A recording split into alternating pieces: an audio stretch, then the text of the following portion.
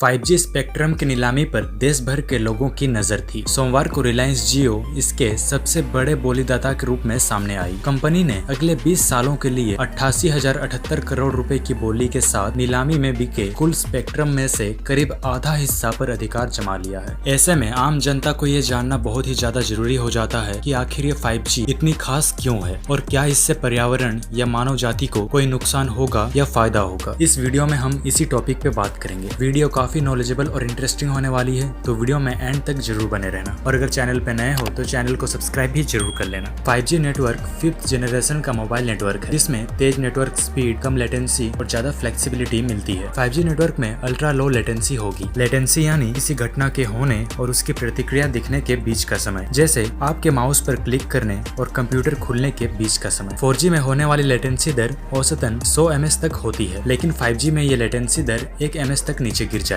5G network की speed 4G network से लगभग 100 गुना ज्यादा तेज होगी और स्पीड अलग अलग जगहों पर अलग अलग हो सकती है। पिछले 4 दशकों में किसी भी अन्य तकनीक की तुलना में मोबाइल फोन ने हमारे जीवन को हमेशा के लिए बदल दिया है। सबसे पहले आया फर्स्ट जनरेशन यानी कि 1G। इसमें बहुत कम लोगों के पास फोन था, जिसके पास भी था वो केवल बात कर सकते थे। उसके बाद तकनीकी क्रांति हुई और 2G आई यानी कि सेकंड जनरेशन, जिसमें मोबाइल पर बात करने के साथ साथ मैसेज भेज सकते थे और इंटरनेट भी चला सकते थे, लेकिन स्पीड बहुत ही कम थी। उसके बाद तकनीकी का विकास हुआ और 3G आया यानी कि थर्ड जनरेशन। ये वो दौर था जिसमें बात भी कर सकते थे, मैसेज भी भेज सकते थे और इंटरनेट की स्पीड भी तेज थी। ये मल्टीमीडिया मोबाइल का दौर था। अभी 4G चल रहा है यानी कि फोर्थ जनरेशन, और ये स्मार्टफोन का दौर है जिसमें बात करना, मैसेज भेजना, वीडियो कॉल करना, लाइव लोकेशन आदि बहुत कुछ कर सकते हैं। और 2G से लेकर यहाँ तक जो 4G का दौर चला वो एक पिछले जनरेशन की तकनीक को आगे बढ़ाती है। लेकिन आने वाला 5G का दौर इन सबसे अलग होगा। वो 4G को आगे नहीं बढ़ाएगी, बल्कि 5G से एक नया दौर शुरू होगा जो आपके जीवन स्तर को पूरी तरह से बदल देगा। जो भी हम साइंस फिक्शन मूवीज में देखते हैं उसमें दिखने वाली ज्यादातर चीजें आपको शायद आने वाले समय में आसानी से दिख जाए। उदाहरण के तौर पर आप सोचिए, आपको 2 घंटे की मूवी डाउनलोड करनी है तो आपको 3G में लगभग 26 घंटे, 4G में 10 मिनट, लेकिन 5G में केवल 3.5 सेकंड में डाउनलोड कर सकेंगे। 5G नेटवर्क में बहुत सी टेक्नोलॉजी आपस में बहुत तेजी से इंफॉर्मेशन को शेयर करेंगे। 5G टेक्नोलॉजी से smart city, smart home, security, health care, virtual reality, cloud gaming, internet of things, driverless vehicle आदि के क्षेत्र में बड़े बदलाव देखने को मिलेंगे। निश्चित तौर पर 5G नेटवर्क पर आपको 4G की तुलना में ज्यादा स्पीड मिलेगी। जहां आपको 4G नेटवर्क पर 100 Mbps तक की स्पीड मिलती है, वहीं 5G पर इससे 10 गुना ज्यादा यानी कि 1 Gbps में स्पीड मिलेगी। हालांकि अभी तो लो बैंड के 5G नेटवर्क ही उपलब्ध होंगे, जिसमें आपको 1 से 2 Gbps की स्पीड मिलेगी, यानी आप महज कुछ सेकंड में ही मूवीज डाउनलोड कर सकेंगे। अगर बात करें 5G के कवरेज की,